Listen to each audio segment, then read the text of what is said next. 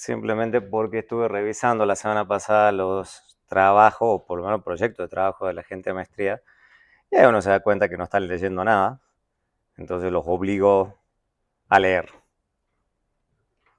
Hay una cosa en la que se están metiendo, la mayoría, y creo que no saben en lo que se están metiendo, entonces vamos a hacer una advertencia. Hay varios tipos de trabajo que se pueden hacer. La mayoría está eligiendo esto. Ok, ¿quieren hacer un análisis econométrico? No hay problema. Lo más vale que lo hagan bien.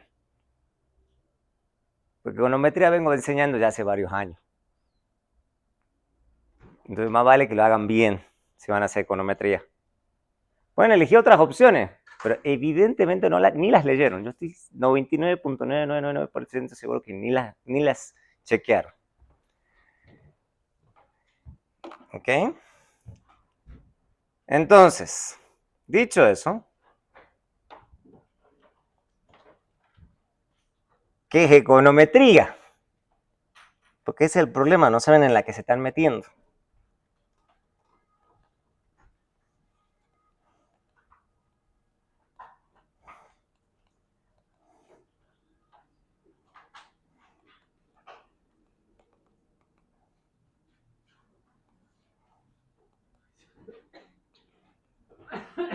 Repaso rápido.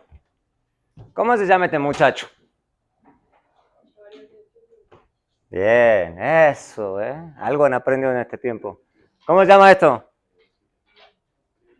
¿Cómo se llama esto? ¿Cómo se llama esto? ¿Cómo se llama esto? Ah, bien, algo han aprendido. ¿Cómo se llama esto? ¿Cómo se llama esto? ¿Cómo se llama esto? ¿Ok? Bueno, todo eso más vale que lo tengan clarísimo.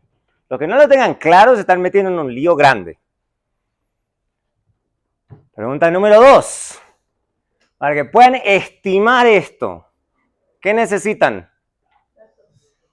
Si no tienen datos, ¿tienen algo? No, no tienen nada. Entonces, tarea número 1, buscarse los datos. Si no tienen los datos, no tienen nada. Ni han empezado. Esto va para apuntado a todos los que van para maestría. Si no tienen datos, no tienen nada. Número 1. Número 2. Si ustedes corren esto en esto, ¿tienen algo? Tampoco tienen nada. ¿Qué tienen que ir poniéndole? Tienen que ponerle esto, tienen que ponerle esto, tienen que ponerle esto, tienen que poner esto. Si no, no tienen nada tampoco. Se quedan cortos. ¿Por qué? ¿Por qué? ¿Qué es lo que la frase número 1 que se aprende en econometría? Correlación no es causalidad. Si una correlación no es suficiente, tienen que ir más lejos. Y más todavía, porque hay gente que se está metiendo en otro lío.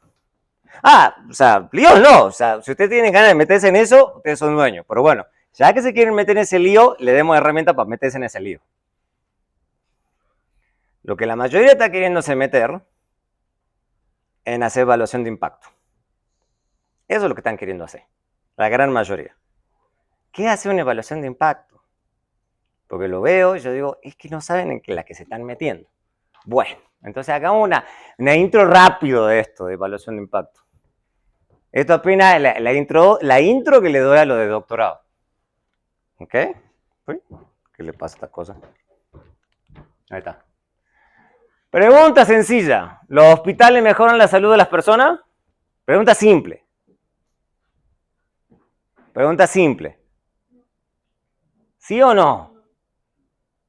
Ustedes entonces no van al hospital si están enfermos.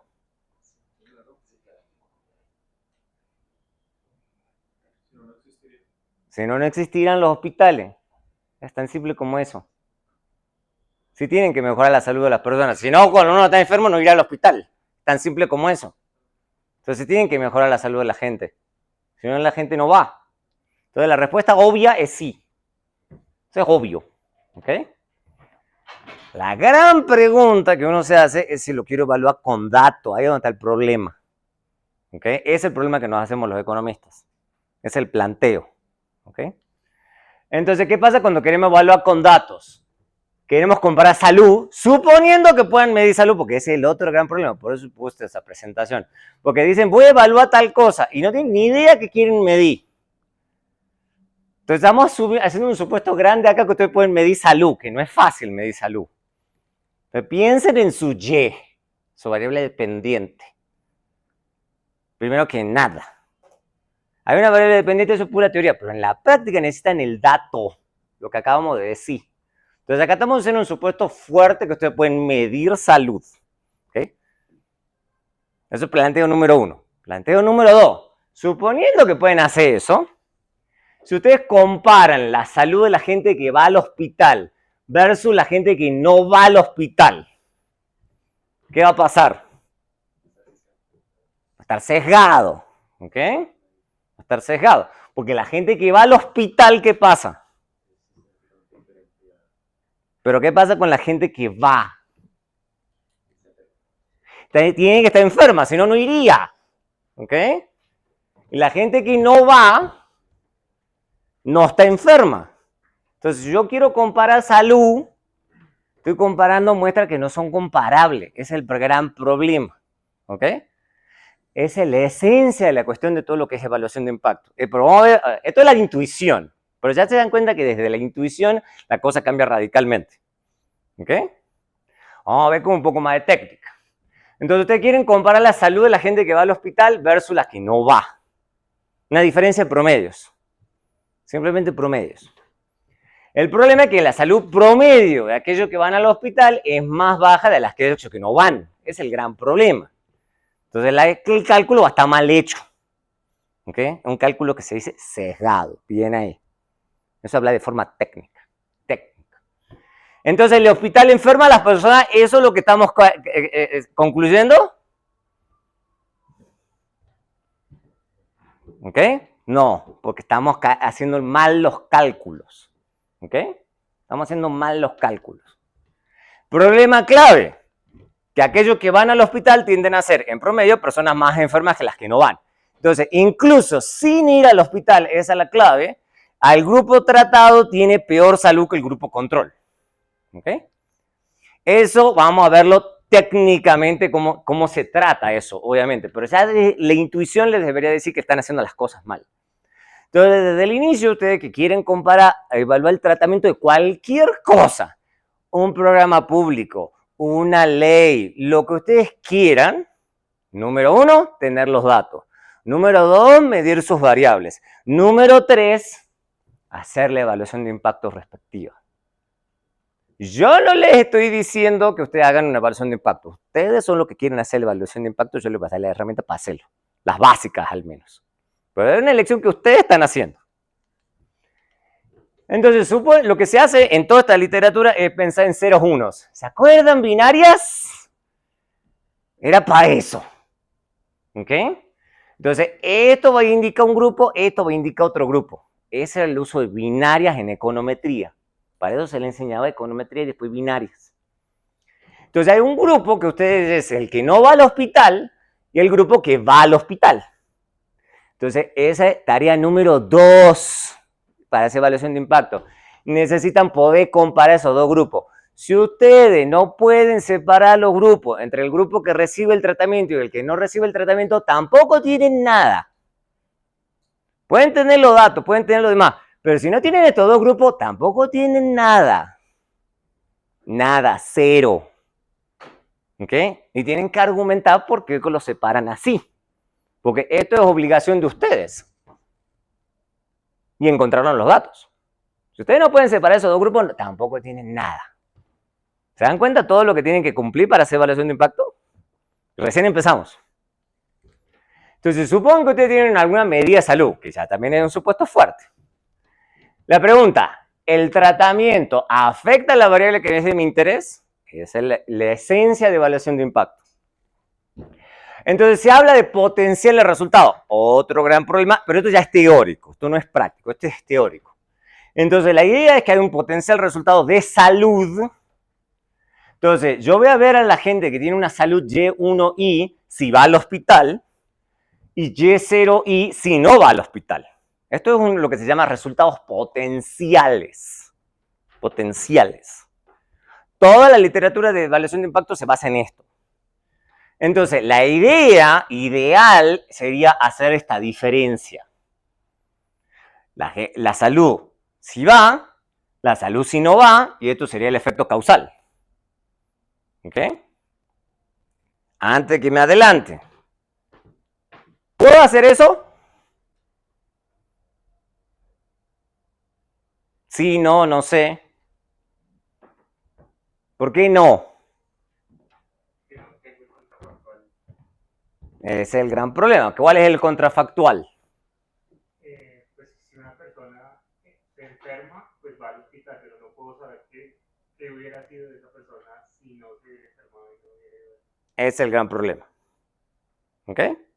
Y esa es la esencia de toda esta evaluación. ¿Ok? Es el key de la cuestión. Yo no puedo armar un contrafactual. No puedo tomar la misma persona y armar su contrafactual. O sea, no puedo tomar a la persona enferma y obligarla a no ir. ¿Ok? Y a la persona que no va, obligarla a ir. No se puede. O sea, hay una ausencia, se dice, de contrafactual. Entonces, esto no es posible. ¿Ok? Hacer esto no es posible. ¿De qué se trata? Precisamente econometría. Econometría se trata de simular eso lo mejor posible. ¿Ok? Sabiendo que esto no es posible. ¿Ok? Entonces, no es posible por ese problema. El problema número uno, el famoso contrafactual. Entonces, no hay forma de volver en el tiempo y hacer que la persona, cambiarle el estado a la persona. O sea, no, es físicamente imposible. No se ha inventado la máquina del tiempo, digamos. O sea, si no sería fácil. ¿Ok? Entonces, lo que vemos es un valor que se dice. Entonces, pasamos de los potenciales a lo que vemos. ¿Ok? A lo que vemos. Pero lo que vemos no coincide exactamente con el potencial, porque no podemos armar el contrafactual. Entonces, esto es lo que ustedes tienen en los datos. Pero esto es lo que se piensa en la teoría. ¿Ok? Entonces, es clave tener esto claro. ¿Ok? Si no, no entienden qué están haciendo. ¿Ok? ¿Me van siguiendo? ¿Van todo bien? Listo. Entonces, lo que ustedes ven en los datos es, este es el dato que ustedes tienen. Entonces, ustedes ven que la persona no va. Si no va, esto es 0. Entonces, este término desaparece. Si la persona va, esto es 1 y esto se cancela con esto. Entonces, ven que la persona va. Entonces, el dato que ustedes tienen es alguna de esas binarias. Pero no lo pueden ver al otro. ¿Ok? No lo pueden ver al otro. ¿Mm? Entonces, lo que se puede hacer, obviamente, es querer comparar la salud promedio de los que van versus los que no van. Eso, en econometría, ustedes lo vieron como esperanzas. Yo sé que tienen un pesadilla con eso, pero les toca repasar. Propiedad de esperanza. Entonces, la esperanza es como el valor promedio de la salud de los que van versus la salud promedio de los que no van. Eso se lee así. El valor esperado de condicional A. ¿Okay? Entonces, si hacen eso y hacen esta comparación, o sea, porque al final, lo que acabamos de decir, si es DI es igual a 1, lo que ven es Y1, porque esto es lo que ustedes ven al final. Y esto es lo que también ven para esta gente. El problema es, de vuelta, acá estamos viendo técnicamente la misma intuición que tuvimos al comienzo, es lo mismo. Entonces, básicamente, esto es lo que ustedes tienen en los datos, pero esto es lo que ustedes quisieran armar, pero no lo tienen. Entonces, no pueden ver el resultado de la salud de la gente que va si no hubiera ido. ¿Okay? Esto no lo pueden sumar, esto es inexistente. No lo tienen a mano. Pero es lo que ustedes querrían. Ustedes querrían comparar. Esto es lo que está en la diferencia que están sacando. Y este es el efecto tratamiento en los tratados. Esto es lo que ustedes quisieran sacar, pero no pueden. Y lo que la intuición que les dice a ustedes, que hay lo que se llama un sesgo de selección. ¿Okay? La idea de evaluación de impacto es tratar de eliminar lo mejor posible eso. ¿Okay? De eso se tratan todas las técnicas de evaluación de impacto, todas. ¿Okay? Trata de ajustar por esto. ¿Okay? Entonces, ese es el efecto de tratamiento, ¿okay? En los tratados. Entonces, sería el efecto causal promedio de la hospitalización entre aquellos que fueron hospitalizados. Pero esta es la salud promedio de los hospitalizados que fueron hospitalizados y esta es la salud promedio de los hospitalizados que hubiesen tenido si no hubieran sido hospitalizados. Pero no lo voy a obtener nunca. ¿Lo puedo simular con econometría? Lo puedo simular con econometría. El tema es cómo. Y eso no es fácil. Voy a darles un ejemplo más adelante.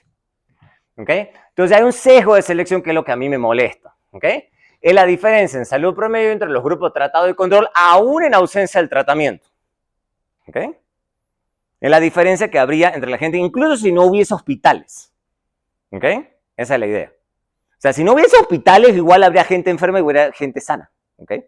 Lo que sucede es que se dice que la gente se autoselecciona en el tratamiento. Por eso a veces esto se le dice, en vez de sesgo de selección, se le llama sesgo de autoselección.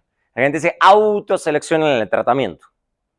Y hay que, evaluación de impacto se trata de ajustar por eso que uno ya sabe. ¿Ok? Entonces, la salud promedio que ellos no van es más alta. Entonces, lo que pasaría en este caso es que el sesgo de selección sería negativo, en este caso específico. Pero puede ser 0, puede ser mayor a 0, uno no sabe a priori. Obviamente, si es 0, buenísimo, digamos, pero normalmente no va a ser el caso. ¿Okay? Además, es muy difícil argumentar que sea 0, el sesgo de selección. ¿Okay? Entonces, la idea es que podemos tener un efecto opuesto al causal, ¿okay? En el peor de los escenarios, pero no lo sabemos a priori. Evaluación de impacto, entonces se trata por ajustar por ese sesgo de selección. Lo que ustedes tienen que haber visto hasta el cansancio es la famosa asignación aleatoria. ¿Ok? La asignación aleatoria es lo primero que les decían a ustedes. Si usted puede asignar aleatoriamente, eso resuelve todos los problemas. ¿Ok? El tema es que normalmente no lo podemos hacer. Porque básicamente lo que estamos asignando es el tratamiento en forma aleatoria. Entonces, el tratamiento no depende de nada. ¿Ok?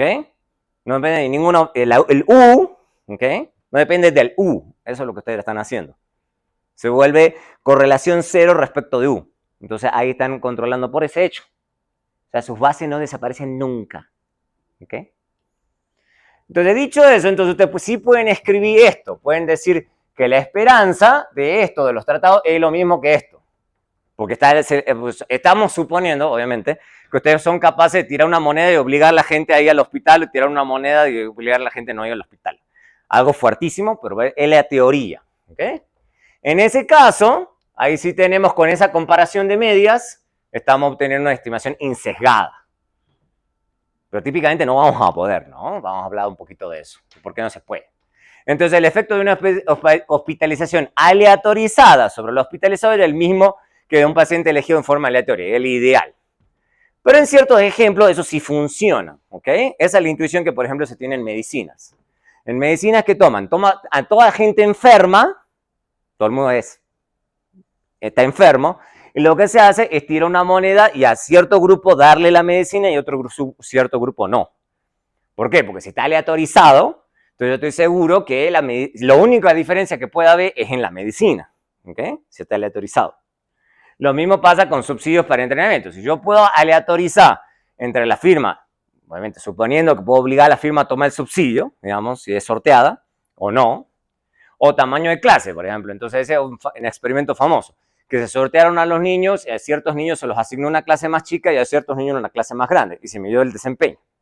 Pero para que los niños no se pudieran, no los niños en realidad, los padres lo que hacen es autoseleccionar a sus niños en clases más pequeñas. ¿Okay? Hubo un caso que se pudo hacer, fue la misma como entidad estatal que lo pudo hacer, por eso es difícil, típicamente. ¿Okay? Hay ciertos organismos, si es que les interesa eso, si se quieren meter de lleno en esta historia de la evaluación de impacto, IPA, JPAL, hace típicamente aleatorizaciones que las llaman Randomized Control Trials o RCTs, si les quisieran meterse en eso. El único organismo a nivel internacional que es capaz de hacer sistemáticamente aleatorizaciones. Por ejemplo, porque gente de MIT tienen un presupuesto casi infinito, ¿sí?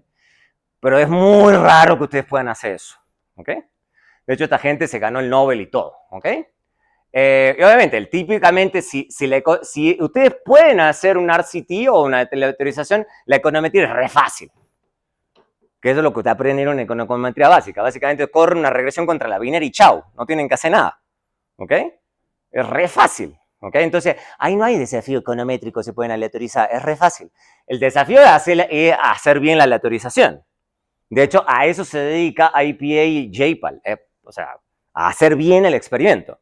en lo que las ciencias duras hacen. Las ciencias duras, si ustedes hablan con un bioquímico, un físico y demás, ellos lo que están todo el día es tratando de que el experimento esté bien hecho para que la diferencia sea causal, ¿ok? Pero en nuestra disciplina normalmente no podemos, ¿ok?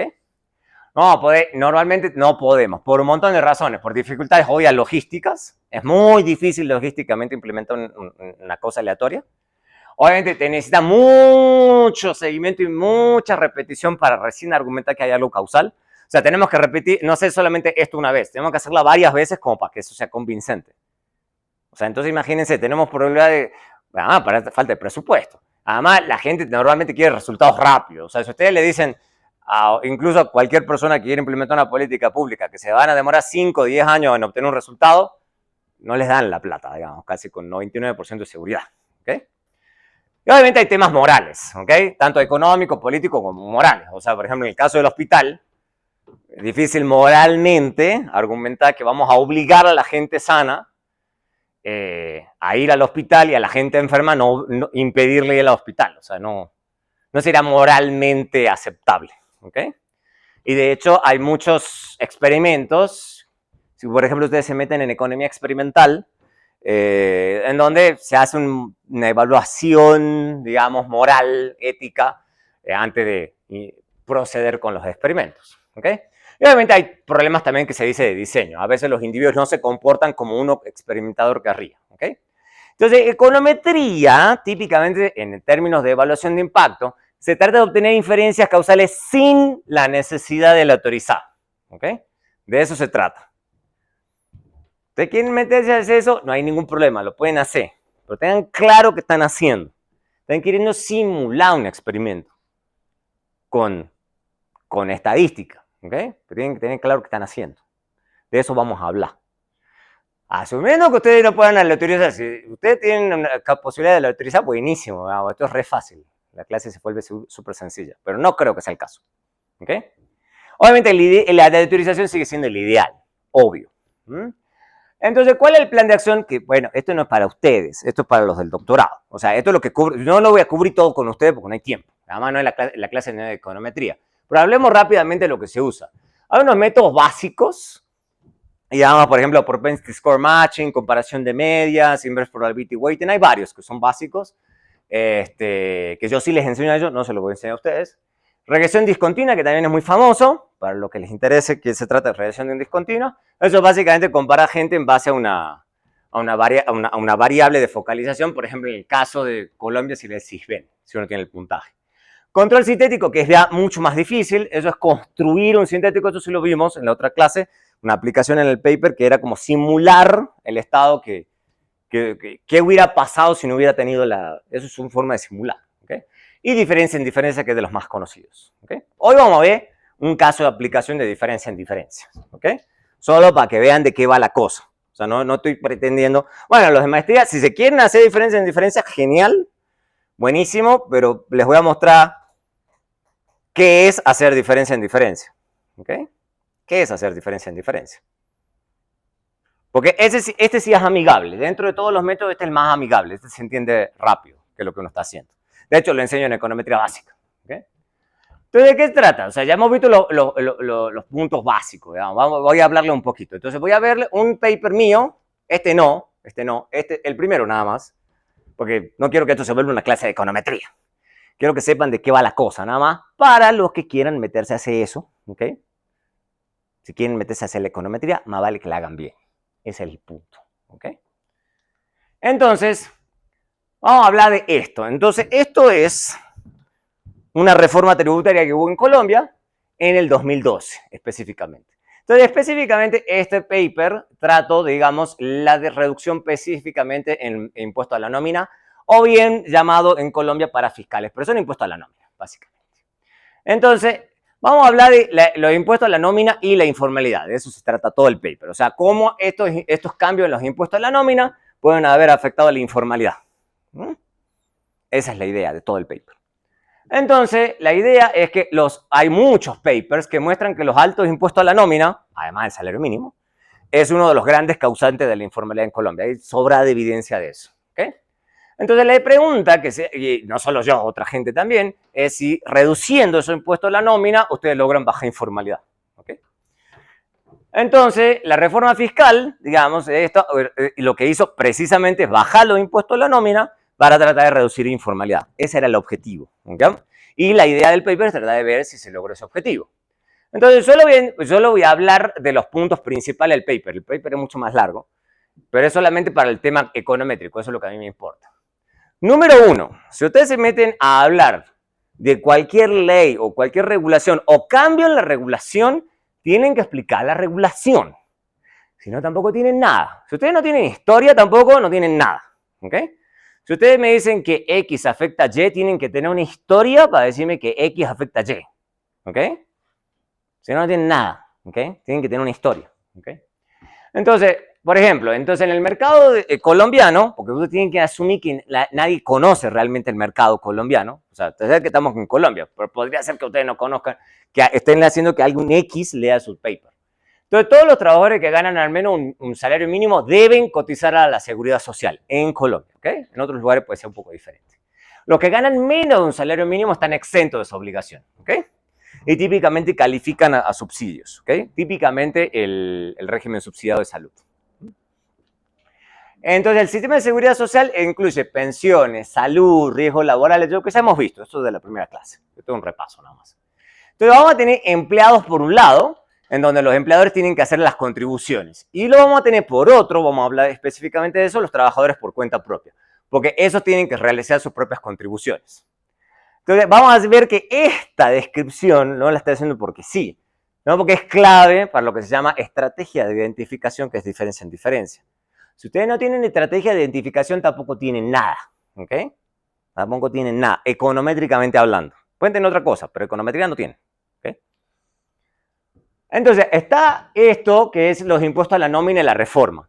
Si ustedes van a analizar el efecto de una ley, más vale que me lean la ley y me la expliquen. Sea la ley que quieran o sea la reforma que quieran, más vale que me la expliquen y me la expliquen bien, ¿ok? ¿Por qué? Porque la idea es decir, bueno, esto se aprobó, por ejemplo, en diciembre de 2012, ¿ok? Y la idea es que eso disminuyó los costos de contratación, hay que explicar los costos de la contratación y las deducciones que se hicieron en diferentes momentos. Entonces, la primera deducción se hizo en mayo de 2013 y la segunda deducción en enero de 2014. El timing es importante. Si la ley dice esto se va a ir implementando así, hay que ir explicando eso, porque después eso es lo que van a llevar los datos. ¿Ok? Si no, tampoco tienen nada. ¿Ok? Entonces, la idea es que los impuestos a la nómina se redujeron en este monto, ¿ok? Que fue una reducción de 22.4% en el porcentaje total. Entonces, la idea es que es una reducción significativa, ¿ok? En los impuestos a la nómina. Eso es lo que uno trata de vender, ¿ok? Esto no fue una reducción trivial. Número 1, hay que explicar. Número 2, después ya te hemos explicado todo eso, hay que recién explicar los datos. O sea, ya expliqué el contexto, ya expliqué qué es lo que voy a evaluar. Tercero, voy a los datos. Y ahí empiezo a explicar los datos, de qué van los datos. ¿Ok? Entonces, hago microdatos de los datos. En este caso, les voy a mostrar principalmente la GIH, que es lo que vamos a usar mucho en esta clase. Estos datos transversales repetidos, ¿ok? Es lo que la mayoría de la gente tiene fácil acceso a esto. También en este paper utilicé datos de panel que es la encuesta longitudinal de los Andes, el ELCA. El ELCA no es la gran base, la GIH sí, ¿okay? Para ser honestos. Cada fuente tiene pro y contra, la GIH es muy frecuente, se hace mensualmente y abarca un montón de años, ¿okay? Tiene un tamaño de muestra gigante, digamos, y los cuestionarios son idénticos, ¿okay? El ELCA, en cambio, solamente cubre 3 años y por razones que no entienden, los Andes nunca liberó el 2019. Y ahí creo que ya frenaron, dejaron de hacer la ELCA, no sé por qué. Creo que debe ser que no tenían plata. Definiciones. Entonces, número 1. Esta es mi variable dependiente y la tengo que definir bien. Si ustedes no definen su Y, no tienen nada. ¿Ok? Eso es definir la Y. ¿Ok? Entonces, como la reforma redujo impuestos sobre la nómina vinculada a servicios sociales, utilizo simplemente una informalidad basada en seguridad social. Ya. Eso es lo que hago. ¿Okay? Hago otras definiciones, utilizo otras definiciones, pero solamente como robustez. Informal, entonces son los empleados que, por ejemplo, no realizan aportes a la salud, o esquema de salud, o que ganan al menos un salario mínimo por hora. ¿Okay? y trabajadores por cuenta propia que no contribuye a un fondo de pensiones sin cobertura cuando deberían hacerlo. O sea, hay gente que debería cumplir con una regulación y no lo hace, básicamente.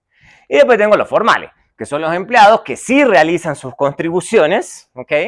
O los trabajadores por cuenta propia que también realizan sus contribuciones. Entonces ahí tienen el 1 y el 0 de variable dependiente. Entonces la variable dependiente es una binaria, entonces lo que estoy estimando es un modelo de probabilidad lineal. Repaso de econometría básica. ¿Ok? Si no se acuerdan de econometría básica, les toca repasar urgente. ¿Ok? Para que se entienda qué es lo que estoy haciendo. Definiciones. Entonces, trabajadores que forman parte del análisis. Solo empleados privados, domésticos, peones y trabajadores por cuenta propia. Elimino los trabajadores públicos porque esta reforma no le cambió nada a los públicos. Entonces, por eso hay que leerse la ley. Porque a ver en dónde en la ley quién es afectado y quién no es afectado. ¿Ok? Si ustedes no entienden eso, no entienden su control, no entienden su tratamiento. ¿Ok? Sus dos grupos que necesitan comparar. Entonces, tratados, trabajadores privados, domésticos y peones con salarios entre 1 y 10 salarios mínimos, porque la reforma no afectó a la gente que ganaba más de 10 salarios mínimos. Y obviamente no afecta a los que ganan menos de un mínimo, obvio, ¿ok? Porque es impuesto a la nómina, ¿ok? Entonces, si alguien no gana menos de un mínimo, no es afectado por salario de nómina, porque lo mínimo que hay que pagarle a alguien es el salario mínimo, ¿ok? Y lo otro es, los controles son los trabajadores por cuenta propia con cualquier nivel de ingresos, porque los trabajadores por cuenta propia no están afectados por cambios en el impuesto a la nómina. Hay que argumentar eso. Hay que argumentar eso. Si ustedes no tienen su grupo tratado, su grupo control, no tienen nada. Y lo tienen que identificar en los datos. Entonces, en los datos tienen que identificar los trabajadores privados, domésticos y los salarios que ganen entre 1 y 10 salarios mínimos y los trabajadores por cuenta propia. Eso es todo en los datos. Si no, no tienen nada. ¿Ok? No tienen nada. Clave, los trabajadores por cuenta propia tienen un marco legal tributario diferente al de los empleados. Esa es la clave. Eso es lo que es la clave, lo que se llama de la estrategia de identificación. Poder separar el grupo tratado de control. Después hay más cosas, pero ya vamos a hablar de eso. ¿Ok? Obviamente, también hago estimaciones con datos de panel, pero no me voy a meter en eso. ¿Ok? Eso no, porque si no me demoro mucho. Entonces, primero que nada, estadísticas descriptivas. Esto es una estadística descriptiva. Acá no hay econometría. ¿Ok? Acá no hay econometría. Entonces, simplemente la cantidad de trabajadores formales versus los informales. Sencillito. Sencillito. Entonces, la idea es que si esto funciona bien, esto es como evidencia preliminar. Si la reforma tuvo efecto, entonces ustedes trazan la línea de tiempo y lo que tienen que ver es algún quiebre en el número. Al menos en el número. Entonces, lo que se ve, ¿qué se ve? Que se ve que la tendencia de los formales va así, no ha cambiado demasiado en términos de tendencia, mientras que la tendencia de los informales iba como súper creciente y justo después de la reforma, crack.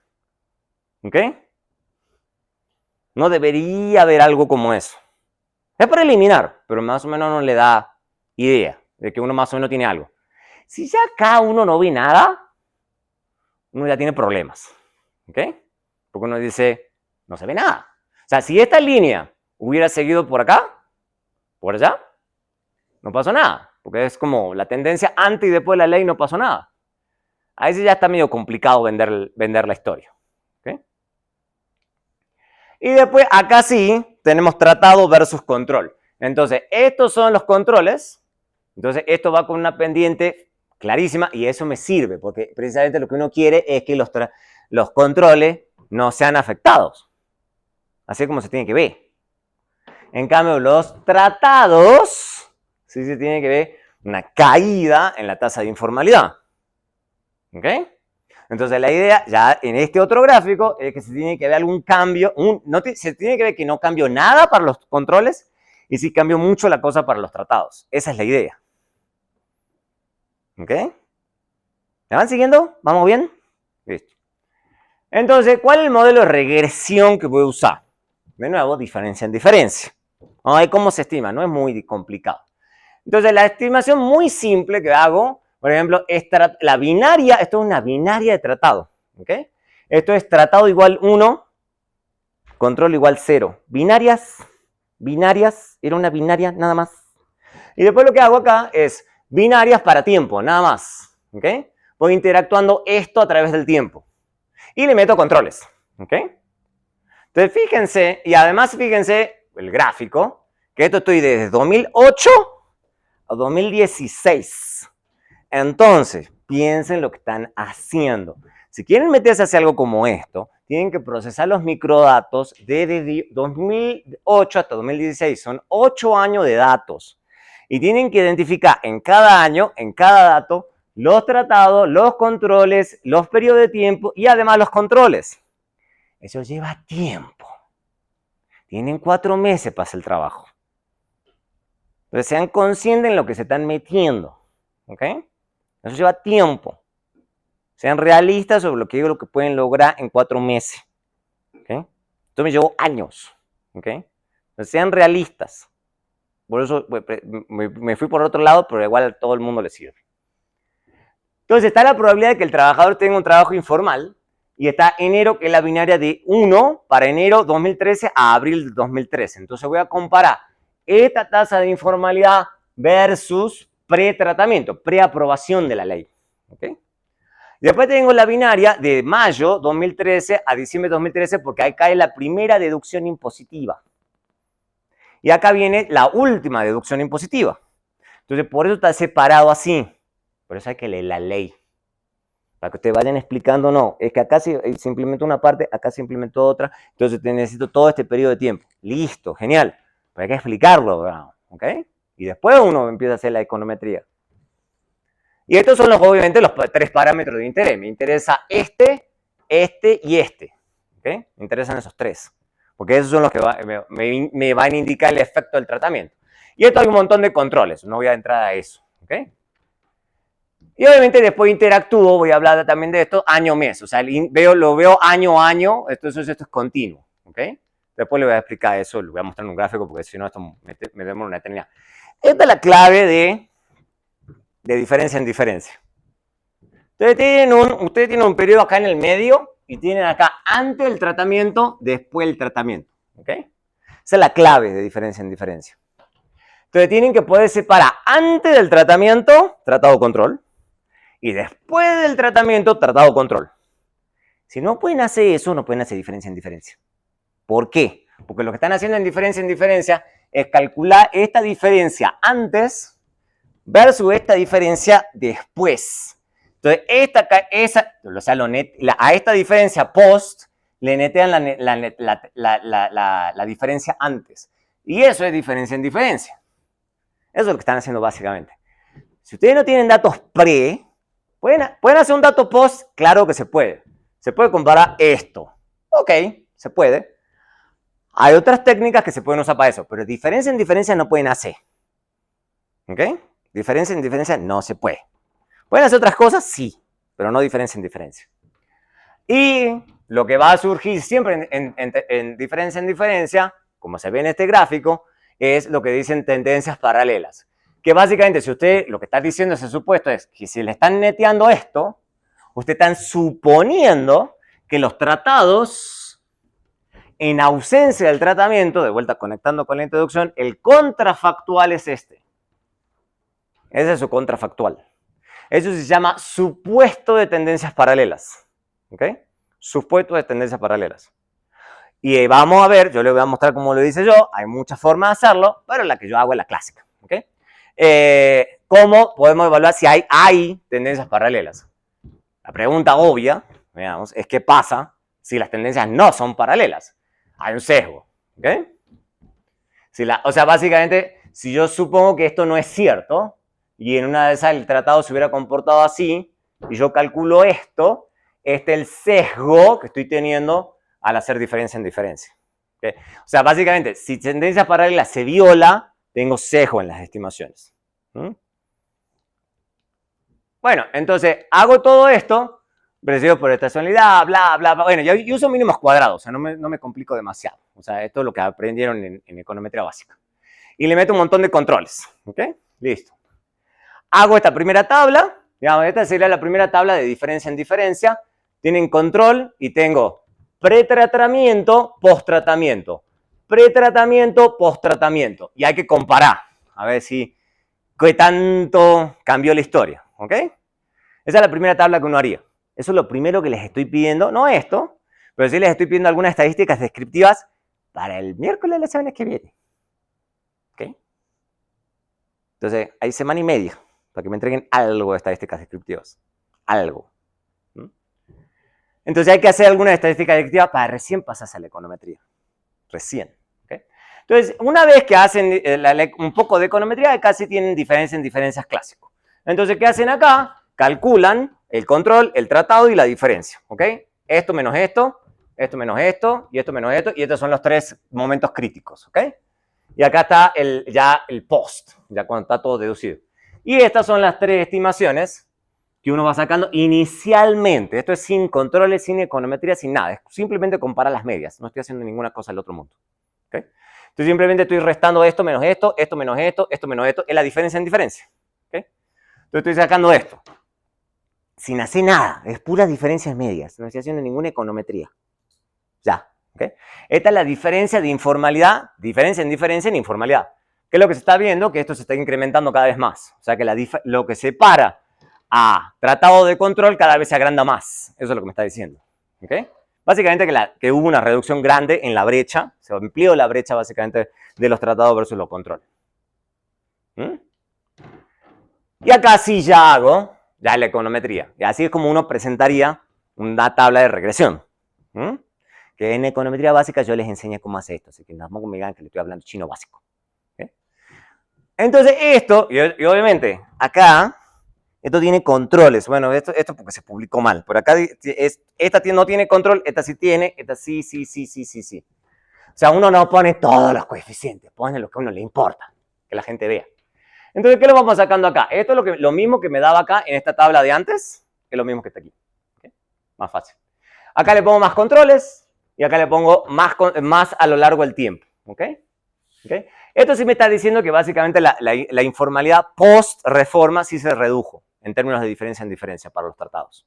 Entonces esto ya evidencia de que, porque esto está negativo y es estadísticamente significativo. Esa es la idea, que esto se podría interpretar como el efecto del tratamiento. Y lo voy haciendo a lo largo de diferentes especificaciones, en donde más me da es la gente que está justo alrededor de un salario mínimo, que es donde uno pensaría que es donde se dice en inglés binding esto. Porque básicamente la gente que está justo en el margen de formalizarse. O sea, básicamente la gente que ya tiene 3 salarios mínimos más, es muy difícil que esto la afecte. En cambio, la gente que está justo cerca del mínimo, en una de esas su empleador decide formalizarlo solamente gracias a la reforma. Esa es la intuición. Entonces también pueden ir por ese lado. ¿Okay? Gráficamente se ve así. Esto es mes a mes. Entonces, ¿ustedes qué quieren que les dé diferencia en diferencia? Mes a mes, que pre-reforma no dé nada.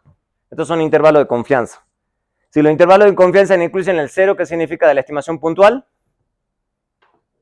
Repaso de econometría básica. Si el intervalo de confianza incluye el cero, ¿qué pasa? ¿Qué puedo decir de la estimación puntual?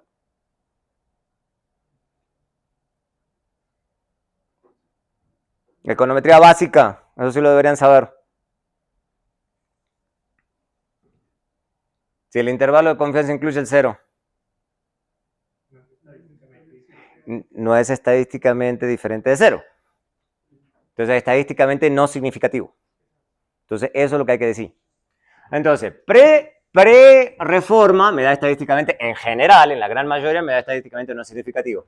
En cambio, después de la reforma, ¿qué da?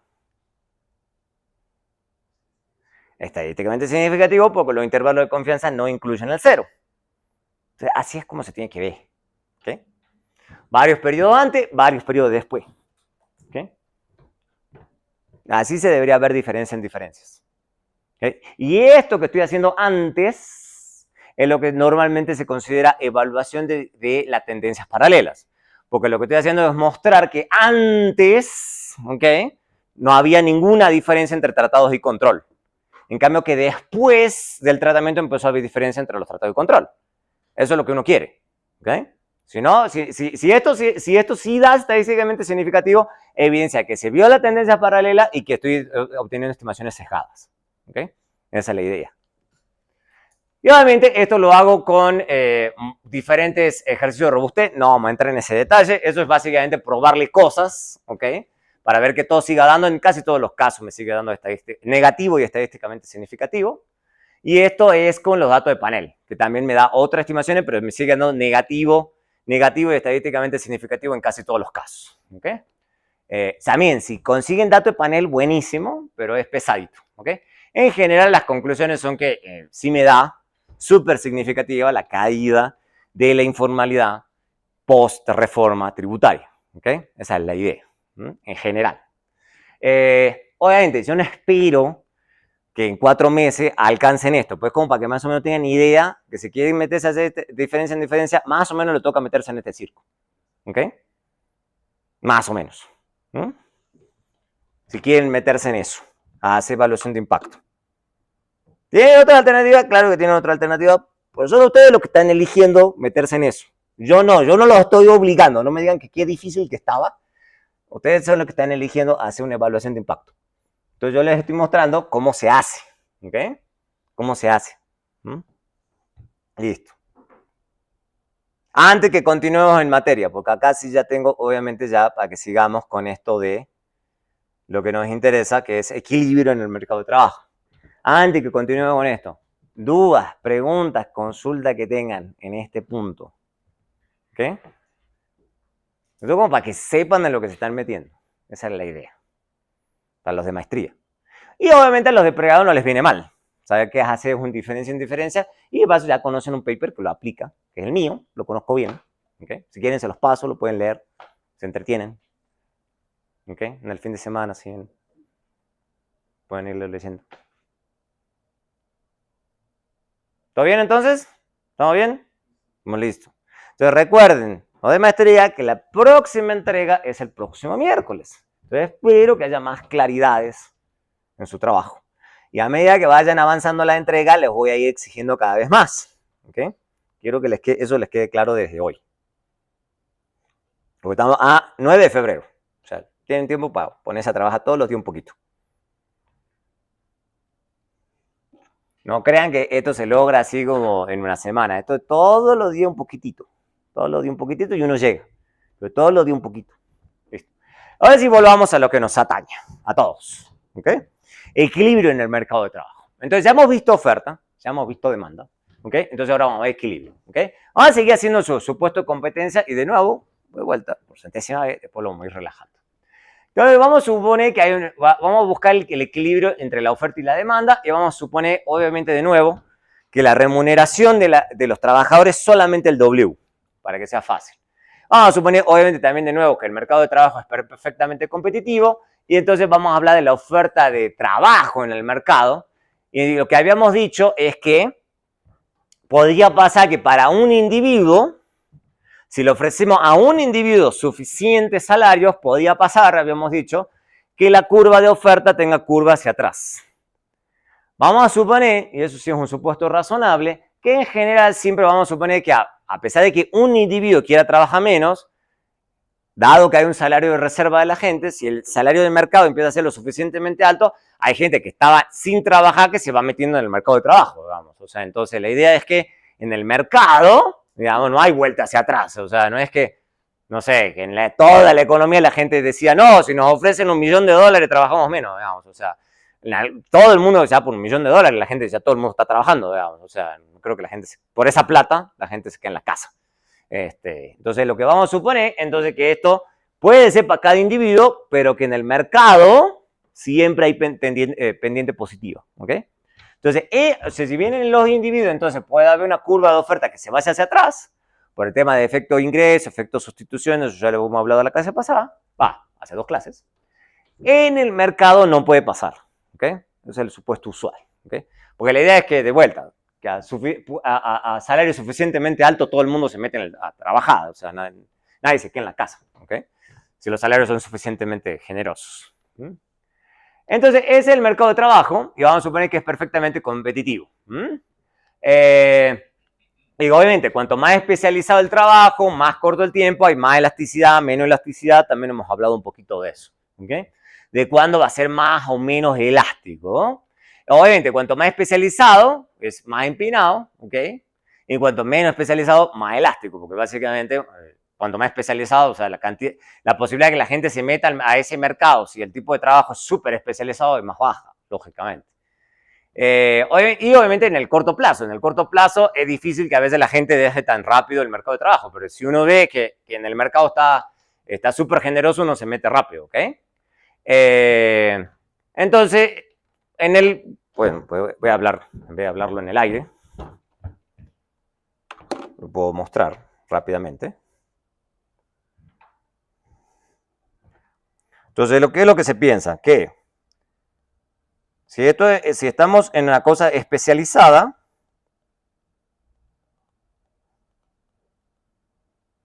o sea, ¿qué es lo que estamos diciendo? Especializado significa básicamente que es un mercado de trabajo donde solamente hay unas habilidades muy específicas que se demandan. Si es cuanto más específicas son las habilidades, significa que menos gente la tiene. ¿Ok? Entonces, lo que uno asume en esos casos es que la oferta es súper inelástica, digamos. ¿Qué significa eso? En cristiano, de que si hay una subida en el salario, no demasiada gente se mete porque básicamente no todo el mundo tiene esas habilidades. ¿Ok? Entonces, se mete más gente, pero es gente muy específica. ¿Ok? En cambio, cuanto más general sean las habilidades, más elástico es, porque básicamente todo el mundo tiene esas habilidades. Entonces, con un pequeño aumento en el salario, todo el mundo se mete en eso. ¿Ok? Porque son habilidades muy generales. ¿Ok? Entonces, supongan que yo, esto sería como, que yo sé, qué sé yo, armar un reactor nuclear, digamos, eso es una habilidad hiper específica, y esto puede ser saber leer y escribir. Entonces, hay mucha menos gente que sabe armar un reactor nuclear de la gente que sabe leer y escribir. ¿Okay? Obviamente, depende del mercado que estemos hablando. ¿Okay? Y lo mismo pasa en el corto versus el largo plazo. En el corto plazo, normalmente se asume que es más inelástica, que es más intuitivo, o sea, entonces en el corto plazo, si hay un aumento en una de esas, la gente, o sea, al principio no ve que quizá haya ciertas ocupaciones que están pagando más, entonces hay un aumento, digamos, salarial y no mucha gente se mete, pero a medida que la gente se va enterando, digamos, entonces todo el mundo empieza a meterse o sea, a medida que pasa el tiempo y la gente se va enterando de esto, va pasando el tiempo, entonces más gente se va metiendo en estas, ¿ok? Esa es la idea. Entonces los plazos también son importantes. Obviamente, dada la oferta y dada la demanda, vamos a tener, como habíamos dicho en la primera clase, un equilibrio. Y lo que habíamos dicho también, porque esa es la idea de un mercado competitivo, porque también deben haber visto en otras clases que se dice que este equilibrio es estable. Básicamente que si nos salimos de este equilibrio, si el salario es muy alto, hay presiones hacia la baja porque hay demasiada gente que quiere trabajar ese salario, muy pocas ofertas laborales, entonces hay presiones hacia la baja. Y si el salario es muy bajo, hay demasiadas ofertas laborales y muy pocos trabajadores, hay presiones hacia la suba. ¿Okay? Entonces dice que en un mercado competitivo hay presiones, digamos, dinámicas de mercado que básicamente hacen que ese equilibrio sea estable, que sea difícil salirse de ese equilibrio, si el mercado de vuelta es competitivo. Entonces, este equilibrio obviamente puede ser modificado por todos los factores que ya hemos visto. Todos los factores que ya hemos visto. En un examen yo les puedo preguntar, ¿qué pasa si se mueve tal cosa? Si hay otros salarios. Entonces podemos decir, bueno, supongan que usted tiene varios mercados de trabajo. ¿Qué pasa si en otro lugar están pagando más? ¿Okay? ¿Qué pasa acá? Entonces hay que pensar eso. O, por ejemplo, si hay un cambio en los ingresos no laborales. Y habíamos dicho que uno de esos ejemplos era el tema de las transferencias condicionadas, que es el miedo que siempre se tiene. Que quizás cuando se aumenta los ingresos no laborales, por ejemplo, de un programa del gobierno, ¿qué es lo que podría ocurrir? Que la oferta de trabajo se reduzca. ¿Okay? O no, pero ustedes tienen que argumentarlo ahí en el examen. Verdadero, falso, incierto. Si los programas de transferencia condicionada siempre reducen la oferta laboral, argumente. Sí, no sé. Bueno, pero hay que argumentarlo. En cualquier caso hay que argumentarlo. Sin argumento el puntaje es 0. Simple. Obviamente hay unas preferencias, que es lo que yo les decía, eso tiene que ver con las curvas de utilidad. Lo puedo también poner en un examen. Supongan que cambian así las preferencias. Bueno, ¿cómo se vería reflejado en la oferta de trabajo? Explique. O diferentes aspectos diferentes al salario relacionado con el trabajo. Entonces también vamos a hablar más adelante de eso. O sea, a veces, bueno, porque acá estamos suponiendo que el mercado es perfecto, pero en la realidad a la gente se le ofrece otras cosas además del salario. También vamos a hablar un poquito de eso. Entonces hay ciertos tipos de trabajo que habíamos dicho, por ejemplo, hay trabajos que son más riesgosos que otros. Entonces la gente tiene también preferencias por eso.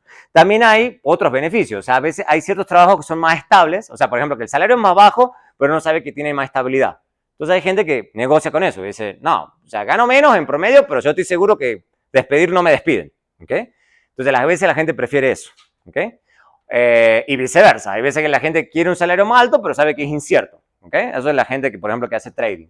Que se gana buena plata, pero es un trabajo bien riesgoso, digamos. Es como invertir en bitcoins. Yo veo que los bitcoins están como, yo como, sí, podéis invertir, pero es bien riesgoso, digamos. La rentabilidad puede ser alta, pero usted sabe que tienen que tener un amor por el riesgo grande, ¿ok? Porque son inversiones riesgosas. Lo mismo pasa con el trabajo. Hay trabajo que tiene un salario a veces fijo, pero estable, y otro súper incierto, pero en promedio más alto. Bueno, uno elige, digamos. O, de nuevo, los números de trabajadores, que acabo de hablar de eso, de qué tan específico general sea ese tipo de trabajo. También está, obviamente, eso por el lado de la oferta, pero también está por el lado de la demanda. La gente a veces se enfoca solo en eso y se olvida del otro lado de la tijera. Esto es una tijera, ¿ok? Tienen que pensar de los dos lados de la tijera. Tienen que pensar en la demanda del producto, por ejemplo. Si no hay mercado para el producto, no hay mercado para el trabajo, ¿ok? Así de simple, ¿ok? O si el producto se vuelve súper demandado, buenísimo, digamos. Entonces uno va a contratar un montón de gente, pero depende del mercado del producto. Y si el producto es súper caro, entonces ahí sí se puede pagarle muy bien a los trabajadores. Si el producto es súper barato, no se le puede pagar muy bien a los trabajadores. Así de simple. ¿No? Porque eso lo devolvemos. Es una demanda derivada. Es una demanda derivada. La productividad, también vamos a meternos mucho en eso. Cuanto más productivos son los sectores, más se puede pagar a la gente. ¿Okay? Eso es productividad real, se dice. También está el precio de los otros recursos. Ahí está el precio de otros recursos entendido como otros factores de producción. ¿Okay? Entonces, puede ser tanto el capital como los insumos. Si los insumos se vuelven más caros o más baratos, ¿okay? O si yo puedo sustituir a la gente porque simplemente, básicamente, por ejemplo, el capital se volvió más económico. O lo que hemos dicho también en las otras clases, si el trabajo se vuelve relativamente mucho más caro que el capital, yo hago la sustitución, especialmente en el largo plazo. También tiene que ver el número de los empleadores, entonces vamos a hablar de eso. Si suponemos que obviamente el mercado es perfectamente competitivo, normalmente se asume que el número de empleadores se extiende infinito. Pero ya hemos visto, tanto teóricamente como empíricamente, que si se restringe el número de empleadores, típicamente el equilibrio no es el mejor. ¿Ok? Pero vamos a ver eso. Entonces, hay algún evento que pueden afectar también a ambas fuerzas de mercado y también puede ser ejercicio de examen. ¿Ok? Entonces, por ejemplo, la pandemia. ¿Por qué la pandemia puede afectar a ambos lados del mercado?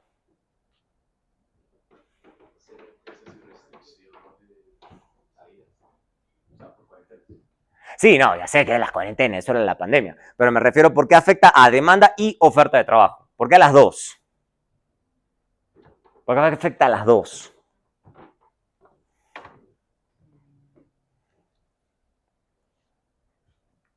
Piénsenlo de aparte, siempre partan del conocimiento. ¿Por qué afecta a la oferta? ¿Qué pasó con la cuarentena? ¿Qué pasó con todo eso? ¿Cómo? La gente estaba encerrada. ¿La gente podía salir a buscar trabajo? No. Entonces, ¿qué ocurre en términos del modelo? Se reduce la oferta. ¿Y por el lado de la demanda? La producción también bajó. Por eso hubo recesión. Entonces, ni la gente podía buscar trabajo, ni ningún lado podía vender nada. Y si nadie puede vender nada, ¿contrata gente? No. ¿Ok? Entonces, también la demanda de trabajo se va al piso.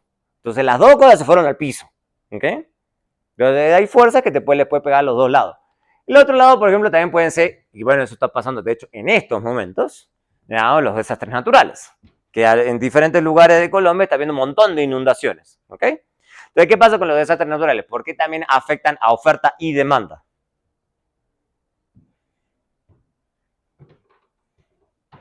Supongan una inundación, supongan algo concreto. Generalmente la inundación y daña cultivos. No, pero vamos por partes, vamos por oferta. ¿Por qué afecta la oferta? ¿Por qué? Está todo inundado. La casa está inundada, la calle está inundada. ¿Puedo salir a buscar trabajo?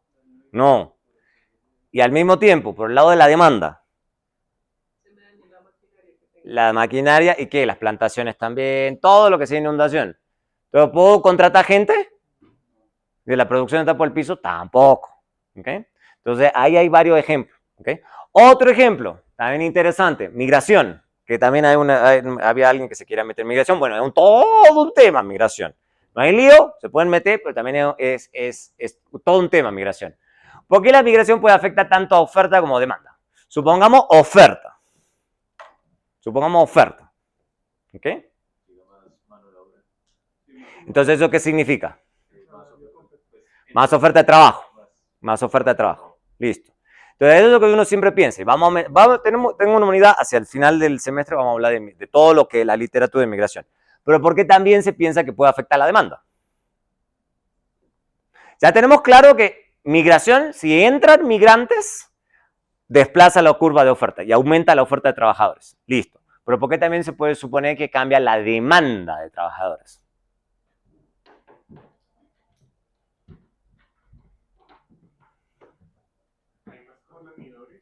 Porque hay más consumidores. Si hay más consumidores, se vende más, produzco más, entonces la demanda de trabajadores también se puede aumentar. ¿Ok? Entonces, eso todo hay que argumentarlo. ¿Ok? Entonces hay un desplazamiento. ¿Cuál de los dos es más fuerte? ¿Quién sabe? ¿Ok?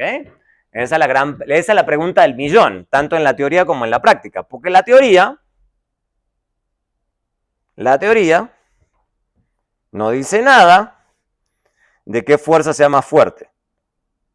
Porque ustedes pueden pensar de que solamente hay un aumento de la oferta, entonces es el miedo, digamos, de la gente cuando hay migración, cuando llega la gente. Que se depriman los salarios, sí se contrata más gente, pero se deprimen los salarios. Pero está el otro argumento que dice, sí, pero toda esa gente que está llegando también son clientes. Entonces también puede aumentar la oferta y entonces el efecto salarial puede ser nulo. Porque básicamente aumenta la demanda de productos. ¿Okay? Productos y servicios. ¿Okay? Entonces, ¿cuál es el efecto más fuerte? Quién sabe, digamos. ¿Okay? Eso es lo que se hace empíricamente. Una cosa entonces la teoría, y otra cosa es lo que los datos me puedan decir. ¿Mm? Entonces hay mucho, de cada cosa que estoy hablando, hay tendiendo infinito de papers. Entonces pueden entretenerse para rato leyendo papers. Vamos a hablar de algunos papers en esta clase. ¿Dónde me dejé el...? ¿Te lo edito? A ver. Sí, acá. Gracias. Esto.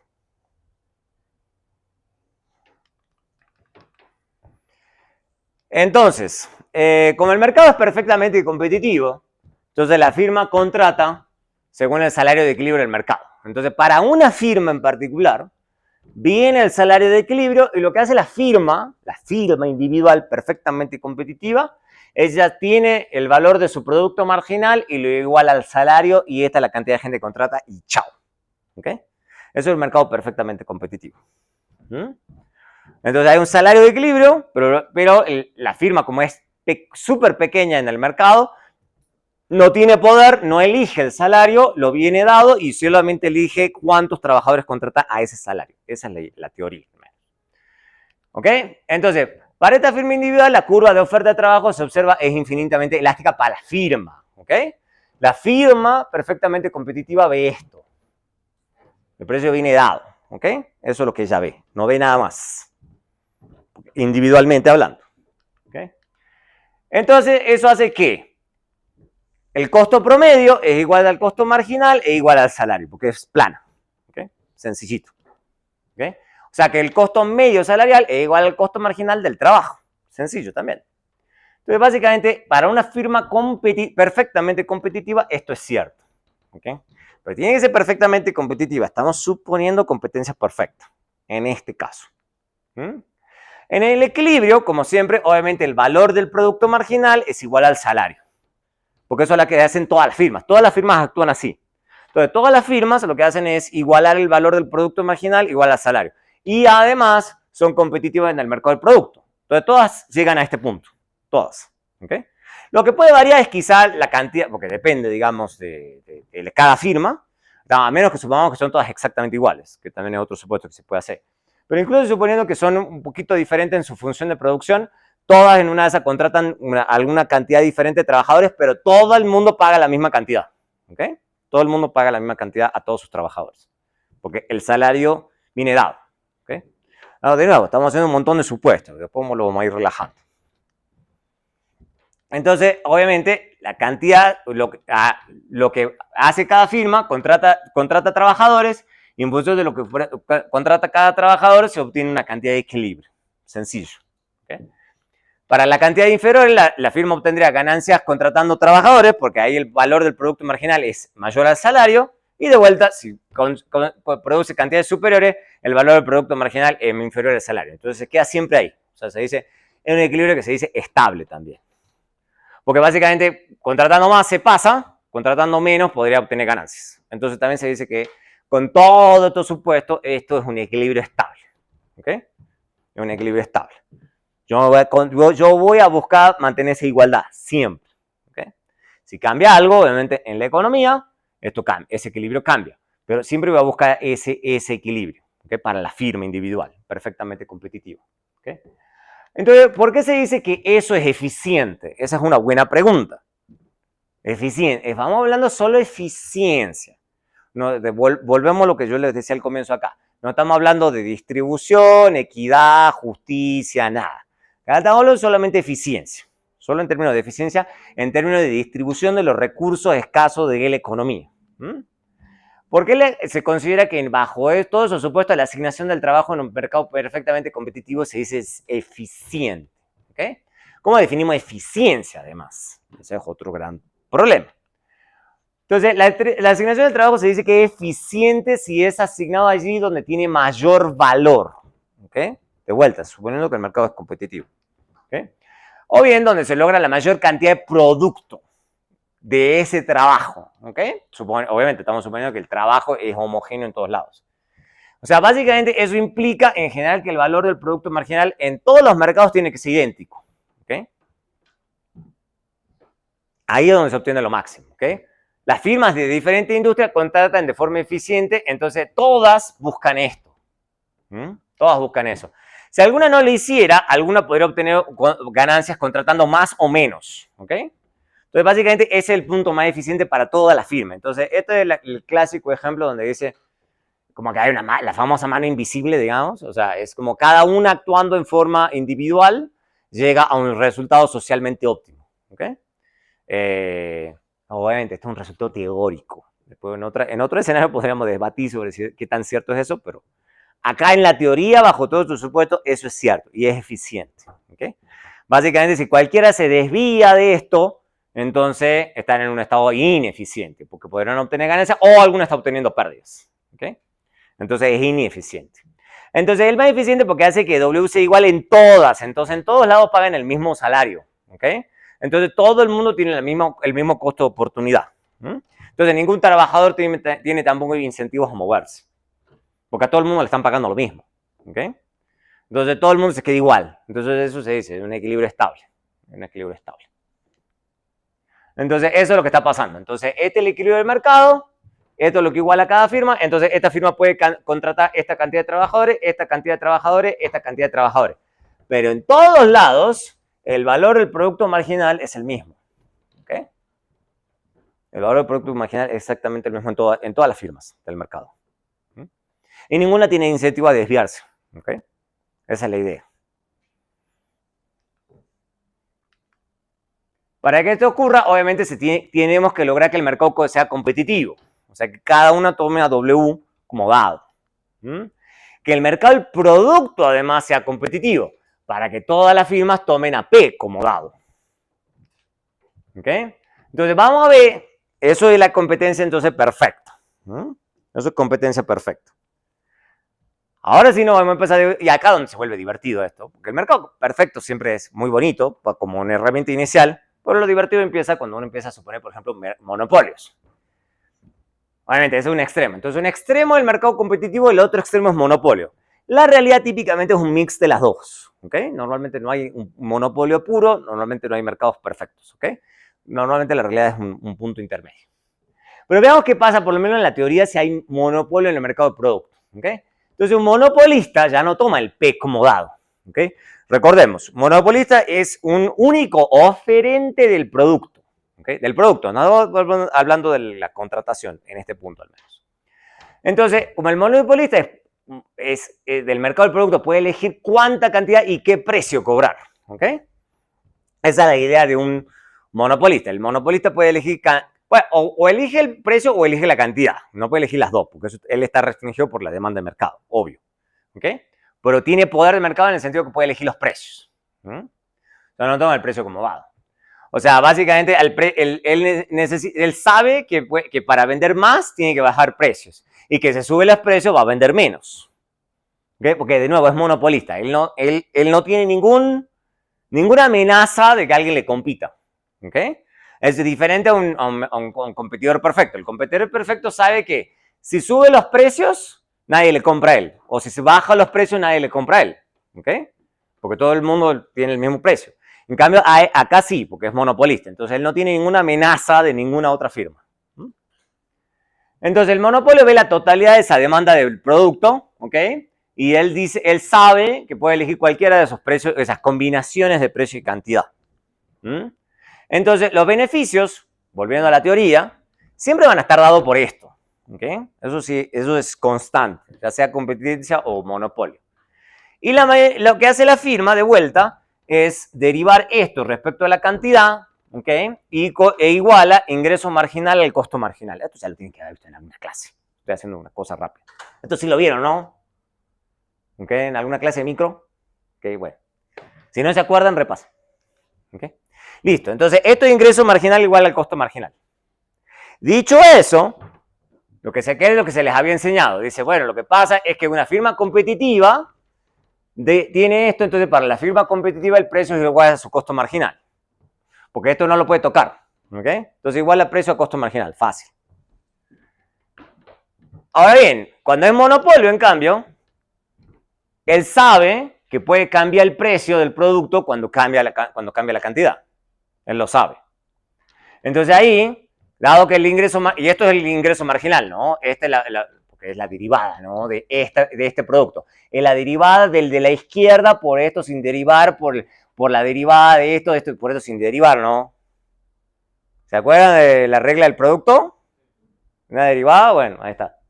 Ya está el ingreso marginal. Pero se le enseña derivadas. Entonces, típicamente eso está por debajo, es negativo, ¿ok? Esto, la pendiente de esta curva. Entonces, el ingreso marginal siempre está por abajo. ¿Ok? Entonces, en la demanda, este es el ingreso marginal, este es el costo marginal de la empresa iguala ingreso marginal al costo marginal y obtiene este equilibrio. Entonces, vende esta cantidad, pero para vender esta cantidad, ella lo que dice, bueno, voy a cobrar este precio.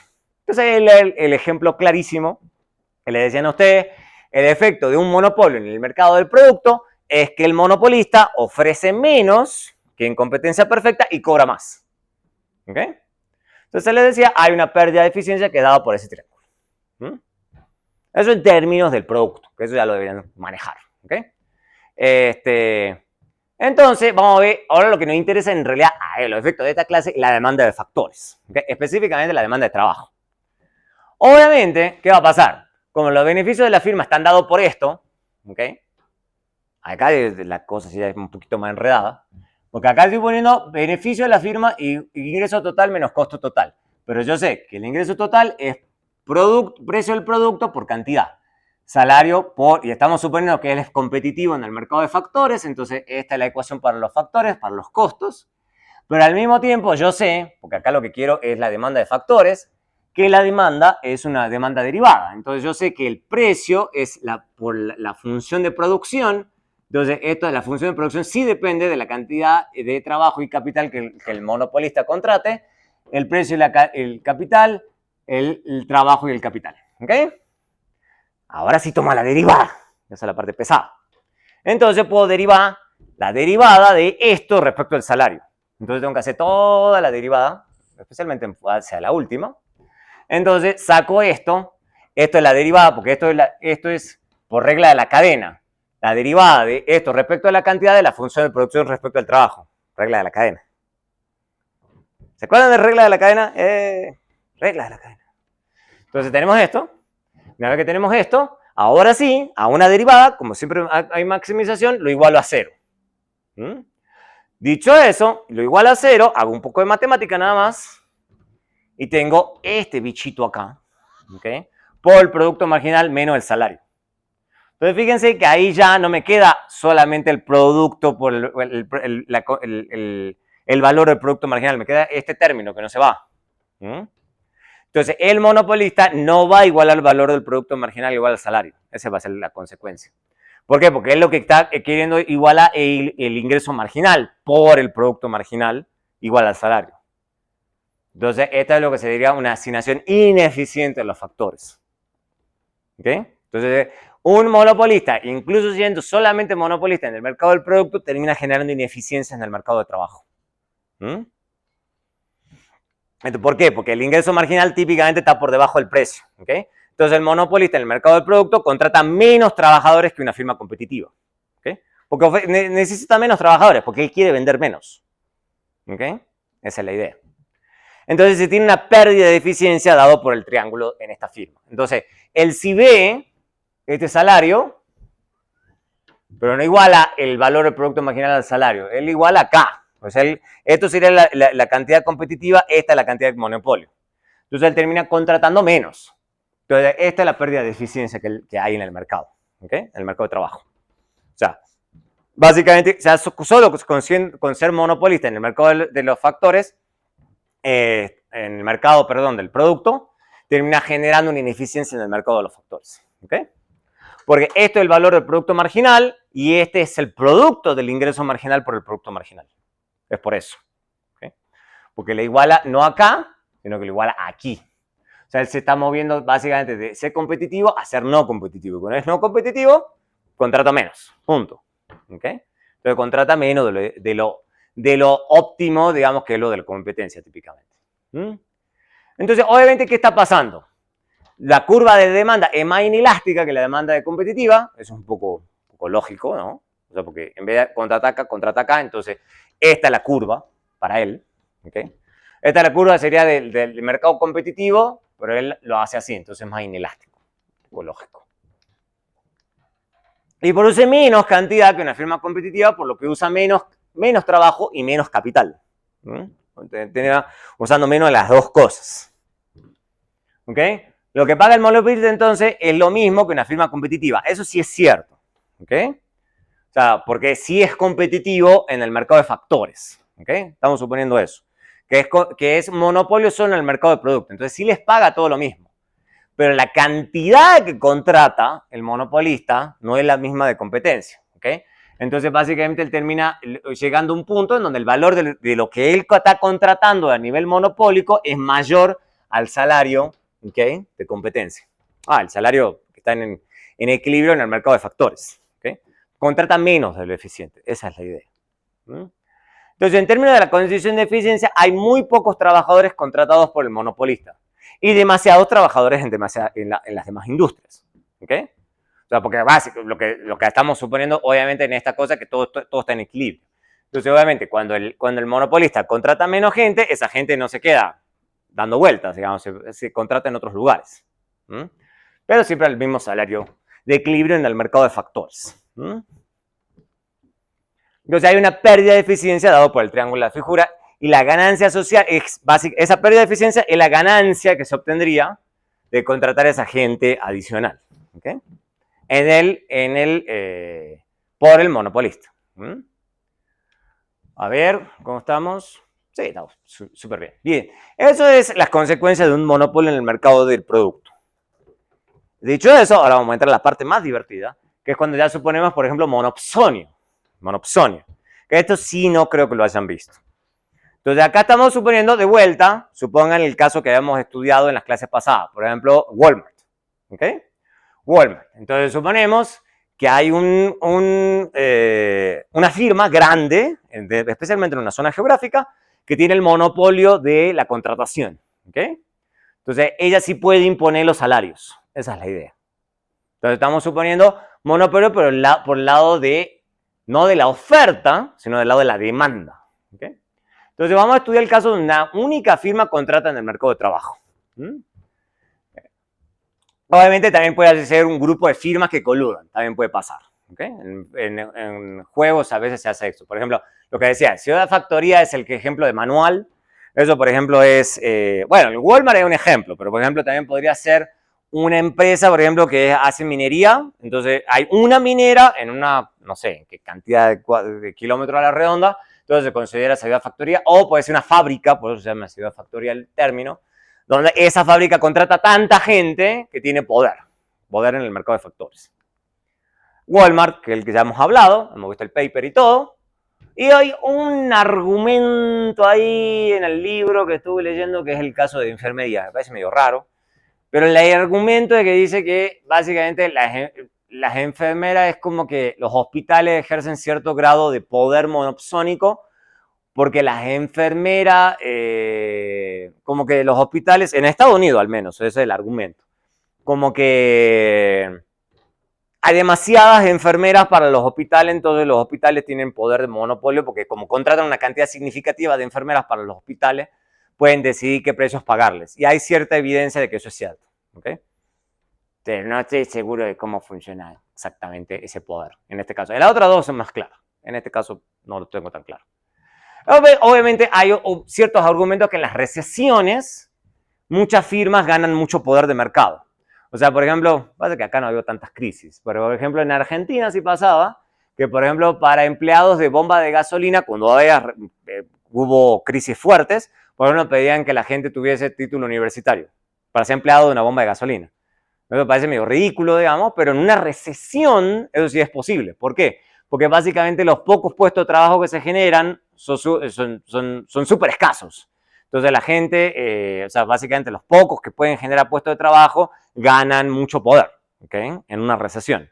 Diferente a una expansión. Si hay una expansión, o sea, el poder está mucho más diluido porque hay mucha más oferta de trabajo. ¿Okay? Entonces, en una recesión a veces se dice que los empleadores tienen mucho más poder, ¿ok? Porque de nuevo, hay pocos puestos de trabajo. Hay pocos de trabajo. Entonces, vamos de vuelta, vamos a suponer, porque si no se complica el análisis, después lo vamos a complicar más.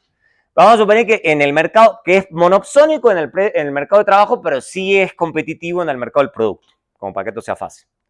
También es competitivo en el mercado de contratación del capital para que solamente analicemos trabajo y no capital. Y que los trabajadores además son homogéneos y actúan de forma independiente. ¿Por qué? Porque si suponemos que son heterogéneos, se complica mucho más el modelo, y si suponemos que no son independientes, sino que actúan de forma aglomerada, ahí ya estamos suponiendo monopsonio sindicato. ¿Okay? Entonces estamos suponiendo que a ambos lados hay poder.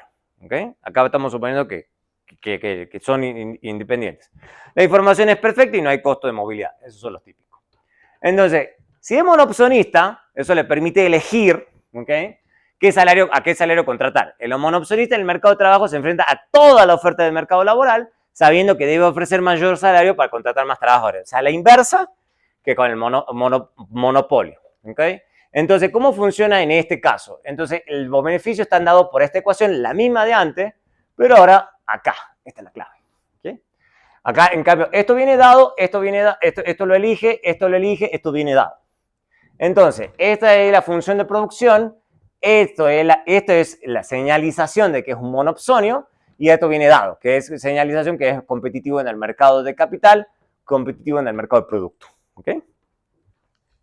Si hacemos eso y hacemos la derivada, lo igualamos a 0, entonces nos queda esta expresión. ¿Okay? Entonces nos queda que el valor del producto marginal queda igual a esto. Entonces, de nuevo, no es igual al salario.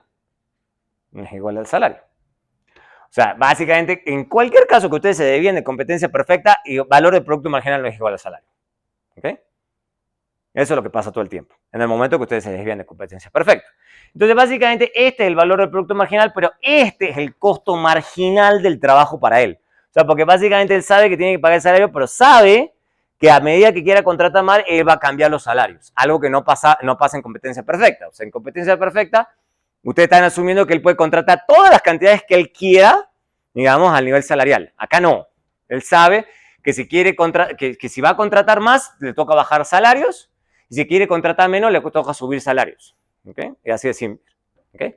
Entonces, ¿por qué? Porque esto no cambia, digamos, para el competencia perfecta. O sea, la cantidad de salario no cambia según la cantidad de trabajadores. En el monopsonio sí. Entonces, dado que esto es positivo, la pendiente positiva de la oferta de trabajo, entonces el costo marginal es mayor al salario, ¿ok? Entonces, básicamente, esto es lo que termina pasando. Ya lo habíamos sacado, pero es para repasar. Entonces, básicamente, este es su valor del producto marginal y este es su costo marginal. Entonces, pasa al revés. Entonces, él iguala el costo marginal al valor del producto marginal, entonces termina pagando, este es el valor del producto, pero esto no es lo que él paga esto. ¿Por qué? Porque si paga esto, contrata exactamente la cantidad de trabajadores que él necesita. ¿Okay? Y esta es la pérdida de eficiencia que hay. ¿Okay? Del monopsonista. Entonces, este es el valor, entonces hay una distancia, se dice, ya lo hemos visto eso, entre el valor del producto marginal y el salario que paga el monopsonista. Eso es la señal del poder de mercado del monopsonista. Si no hay diferencia, es porque es competencia. ¿Okay? Entonces, por contratar esa cantidad, obviamente, entonces para el monopsonio sabe que para contratar esa menor cantidad ofrece salarios más bajos. ¿Okay? Entonces, el monopsonista contrata menos trabajadores y les paga un salario más bajo que en competencia. Porque para el monopsonista no es rentable contratar más gente, porque ¿para qué? ¿Okay? Entonces, la pérdida de presupuesto está dada por ese triángulo, o sea, el deadweight loss, que le dicen en inglés. ¿Okay? Y obviamente eso se debe a que se produce menos, hay menor producción, menor contratación, producto de la monopsonización del mercado de trabajo. ¿Qué ocurre si la firma es tanto monopolista como monopsonista? Es el caso más raro. Entonces sería una firma demasiado poderosa. Y no es fácil encontrar ejemplos. Quizás yo en el examen le piensa en algún ejemplo. Porque tendría que ser alguien como un Walmart, que además ofrezca productos que nadie pueda competirle a Walmart. Es muy extremo, digamos. O sea, tendría que ser algo que... No tengo idea, digamos. O sea, tiene que ser alguien que tenga demasiado poder. Por ejemplo, supongan que, no sé, el monopolio natural, por ejemplo, de los servicios públicos. Entonces tienen que suponer, por ejemplo, que hay una sola empresa que provee electricidad y además es la única empresa que está en, no sé, en kilómetros y kilómetros a la redonda. Entonces, monopolita y monopsonista, pero eso es extraño, digamos, ¿ok? Es un caso casi que teórico. Entonces, pero en ese caso, suponiendo que eso es cierto, él puede elegir el precio del producto y el salario que paga, ¿ok? A los trabajadores. Es un caso extremo, ¿ok? Entonces, ahí los beneficios están dados por esta ecuación, en donde ustedes ya están poniendo que él puede elegir el salario y que él puede elegir el precio, ¿ok? Es un caso un poco raro, ¿ok? Tiene mucho poder entonces. Entonces, si hacen esa igualación, ¿ok? Ya no les queda ni este lado de valor del producto marginal, de acá le queda salario. O sea, es diferente de los dos lados. ¿Okay? El peor caso. O sea, donde básicamente la firma es demasiado poderosa. ¿Okay? O sea, bueno, pero ¿por qué esto es útil de todas formas? Ustedes me dirán, pero el profe, qué rara esa matemática. Pero ustedes pueden pensar que hay firmas que quizás no son tan poderosas, pero sí tienen algo de poder de un lado y algo de poder del otro. Eso sí puede ser. ¿Ok? Entonces, básicamente, está igualando el producto del ingreso marginal por el producto marginal igual al costo marginal. ¿Ok? Básicamente, él está igualando acá. ¿Okay? Ni allá arriba ni allá abajo. ¿Okay? Entonces, básicamente, esto es... Entonces, ella lo que va a hacer es contratar menos todavía de gente. Y como quiere contratar menos todavía, el salario va a ser súper bajo. ¿Okay? Y el valor del producto marginal va a ser súper alto. ¿Okay? Entonces, el deadweight loss son esos tres triángulos. O sea, es el peor de los escenarios posibles. ¿Okay? Básicamente es una firma hiperpoderosa. ¿Okay? Entonces, en ese caso, la firma paga el salario más bajo de todos los casos que hemos visto. Y la cantidad de trabajadores, que ahí tenemos que el salario es mucho más bajo que el valor del producto marginal. Y además, el salario que se paga es mucho menor al salario de competencia perfecta. Entonces, hay varias posibilidades, entonces. Si tenemos el mercado de producto y el mercado de trabajo, si es competidor y es competidor, sí tenemos esta igualdad. ¿Ok? Entonces esto es cierto siempre que tenemos competencia. En el momento que hay, o sea, y eso es lo más importante de este análisis. Pero en el momento que ustedes se desvían de competencia de algún lado, ya sea en el producto o en el mercado de factores, esto se desvía y se vuelve ineficiente. Hay pérdidas, ¿ok? De eficiencia. Y de hecho, en muchos casos se considera que en la realidad hay desviaciones de este ideal, ¿ok? Porque básicamente, o en el mercado de producto hay un monopolio, o sea, básicamente hay una firma muy grande que puede decidir cuánto produce y contrata menos gente, o tiene mucho poder del lado de la contratación, ¿ok? Y puede manipular los salarios, ¿ok? O hay manipulación de precio del producto o hay manipulación en el precio de los factores. Obviamente, en el peor de los escenarios tenemos las dos cosas combinadas, ¿ok? Entonces, este es el ideal, pero en la realidad es posible que nos desviemos. Y obviamente, de nuevo, vamos a tener ineficiencias. Nos toca pensar en la realidad, obviamente, qué tan competitivo, qué tan monopólico puede ser un mercado. Eso es lo que es difícil en la realidad. Recordemos el ejemplo que vimos recién del monopsonio de Walmart. Probarlo no es sencillo empíricamente, pero teóricamente sí hay que pensarlo. ¿Okay? Teóricamente sí hay que pensarlo. Listo, llegamos hasta ahí por hoy. Entonces, esos son los diferentes equilibrios de mercado que podemos tener. La clase que viene, ya vamos a empezar con mercados de trabajo, si no tengo mal el orden, en países en desarrollo. Vamos a empezar con eso. Porque acá estamos suponiendo que todo funciona muy bonito a pesar de las diferencias, pero acá estamos suponiendo permanentemente que hay, de todas formas, con todos sus defectos, firmas que contratan y gente que trabaja para esas firmas. Vamos a ver que en muchos países en desarrollo eso no pasa. ¿Ok? No pasa. Y lamentablemente no he encontrado ningún libro todavía que explique teóricamente eso. Entonces lo vamos a explicar más con evidencia que con teoría. ¿Okay? Lo que pasa en muchos países en desarrollo es que la gente no participa en el mercado, pero no se hace contratar por una firma, sino que se autoemplea. ¿Okay?